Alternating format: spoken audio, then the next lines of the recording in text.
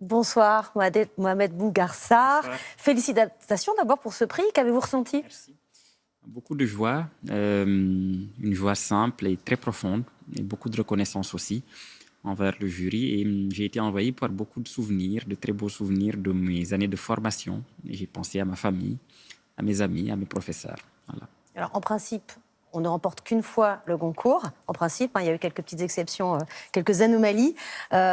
Vous, ce sera donc avec ce roman. Est-ce que ce roman pourrait être le grand livre de votre carrière, de votre vie? Je n'en sais rien. Ça peut être le cas. Je verrai par la suite si j'en écris d'autres.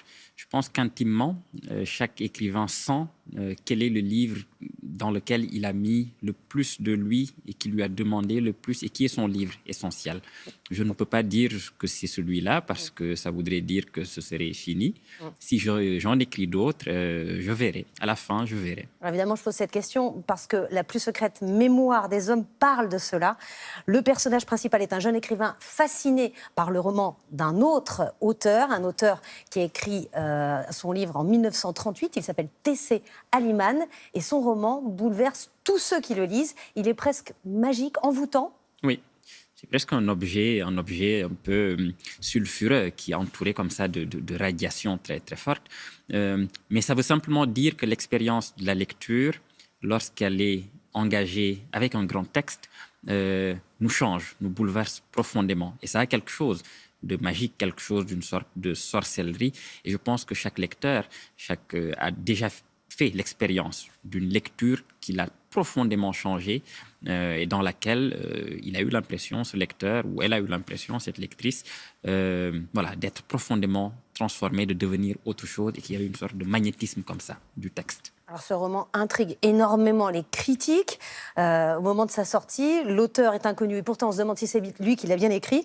Les critiques qualifient Eliman de Rimbaud nègre, puis estiment que c'est forcément un blanc qui l'a écrit, puis que c'est forcément un noir qui l'a écrit. Vous vous amusez beaucoup avec tout ça?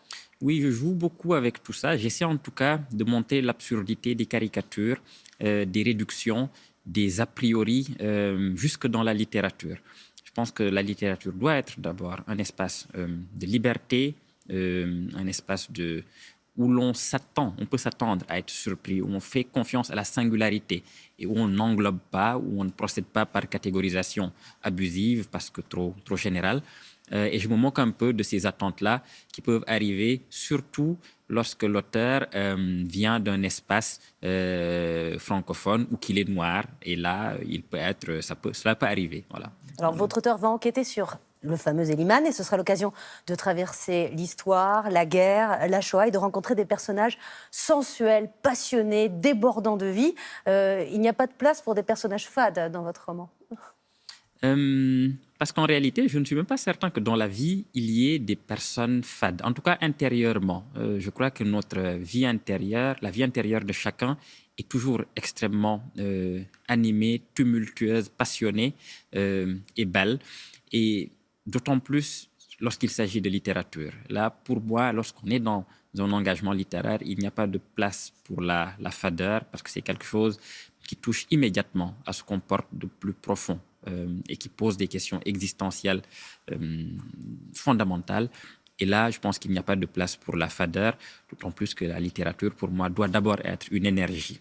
Jusque dans la phrase. Chaque phrase doit être une énergie, doit porter quelque chose, doit chercher à découvrir quelque chose.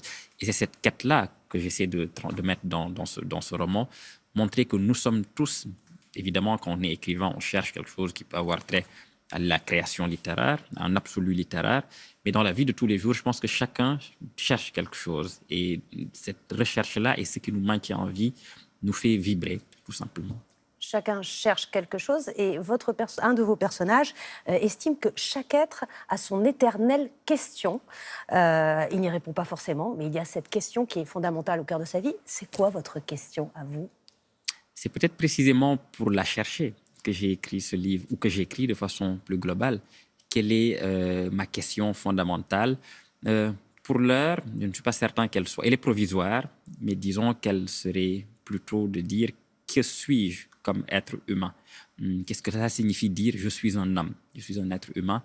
Et c'est pour moi la question à laquelle tente de répondre la littérature, ou la question à laquelle la littérature tente d'apporter, la question à laquelle la littérature ajoute de nouvelles questions, qu'elle décline sous des questions autres, singulières, qui tournent autour de cette question centrale. Qu'est-ce qu'être un être humain? C'est ma question. C'est très vague, mais je pense que c'est ma question. Elle est vague, elle est vaste, elle est universelle. Merci beaucoup, Mohamed Bougarsa.